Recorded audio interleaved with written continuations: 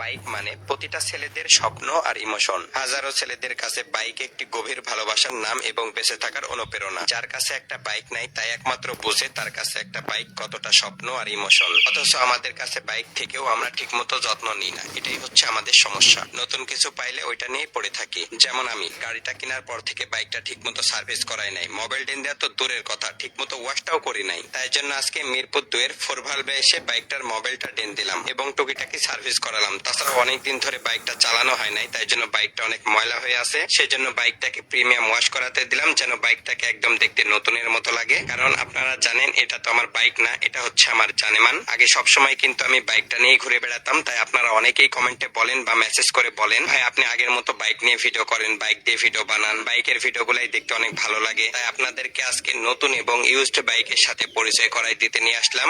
যদি কোনো ব্যক্তি জানতো যে নামাজি ব্যক্তির সামনে দিয়ে অতিক্রম করা কি পরিমাণ গুনাহ, যদি এটা বুঝতো তাইলে প্রয়োজনে 40 বছর টানা দাঁড়াইয়া থাকত। এক হাদিস। আরেক হাদিসে আবু হুরায়রার হাদিস হলো যে নবীজি বলছেন তাহলে সে প্রয়োজনে 100 বছর হইল দাঁড়াইয়া থাকতো, তবু অতিক্রম করতো না। এটা হলো একটা কথা। হাদিসের দ্বিতীয় অংশ আরো মারাত্মক।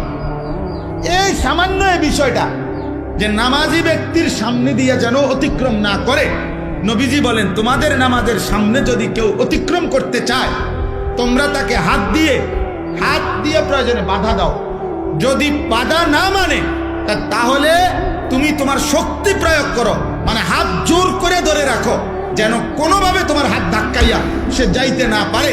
নবীজি বলেন এরপরে শব্দ ফাইন্নামা হুয়া শাইতানুন শাইতানুন। খোদার কসম নবী বলে এর সামনে দিয়ে যে লোকটা চলে যাইতেছে নিশ্চয়ই সে শয়তান। কারে বলছে? এ মানুষ এটারে বলছে এটা শয়তান।